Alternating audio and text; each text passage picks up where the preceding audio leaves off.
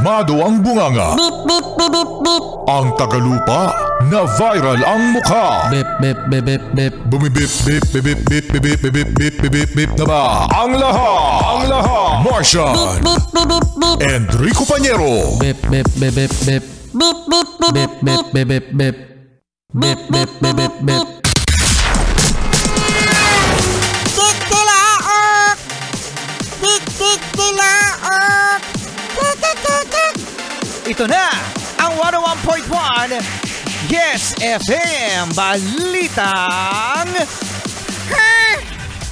Hoy mga Yes Friend, dahil sa mga nangyayaring mga pagbaha, matinding pagbaha sa Cebu mga Yes Friend, nakikita ngayon kung ano nga ba ang sanhi.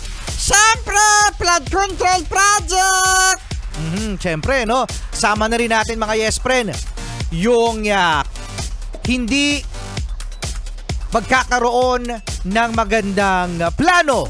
Yan, sa mga fasilidad katulad ng viral ngayon mga Yes Friend na personalidad na itago na lang natin sa pangalang si Engineer Slater Yang.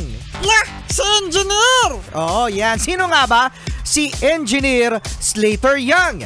Siya ay merong isang project dyan sa may Cebu na isang luxury real property. So, ibig sabihin mga Yes Friend, ito Martian, yung mga social na condominium na meron daw mall, no, na nakasama doon mismo sa luxury real property na ito. Lah! Sayang, kukuha pa naman ako dyan ng 5 unit! Lah! Lah! Kukuha ka, bibili ka dyan ng 5 unit? Sayang, kukuha pa naman ako! Mukha mo. Lah!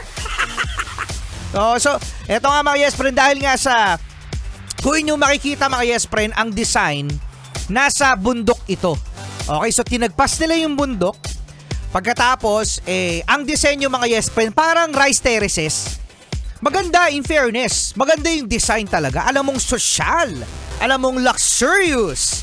So, ngayon mga Yes Friend, sinasabi Marcia na isa raw sa mga nakaapekto ng matinding pagbaha ay etong itanayong real estate property na ito.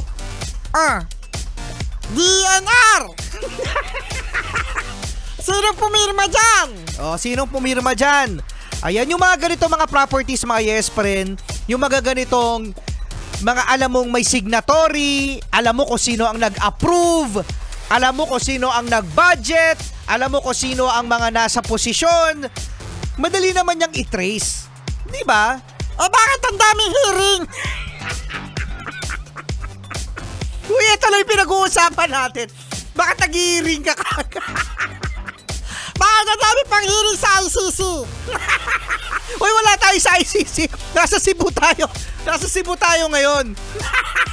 Bakit hindi pa rin umuwi sa saldi ko? Malayo mo na.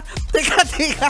Dito tayo pa rin sa tinatayo nga mga Yes Friend na The Rise of Monte Razas de Cebu. Ayun. Kung titingnan nyo mga Yes Friend, no, sa TikTok, sa mga social media, sa Facebook, ang ganda ng property.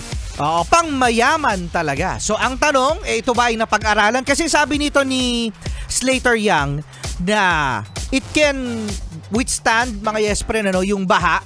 Tapos meron naman daw silang safety measure para hindi raw makaapekto sa mga nasa paligid. So napag-aralan daw nila yan, no?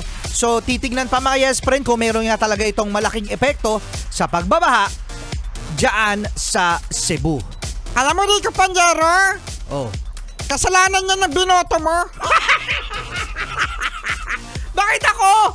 Kasalanan niya na binoto mo, Rico Pañero. Yung binoto mo, Rico Pañero, may kasalanan. Di sorry. Tingnan mo. Ngayon, sorry ka. Ewan ko sa'yo. Kasama nyo pa rin, Rico Pañero. At may Santa cute. Buto na lang talaga ang cute ko. Okay. Lo,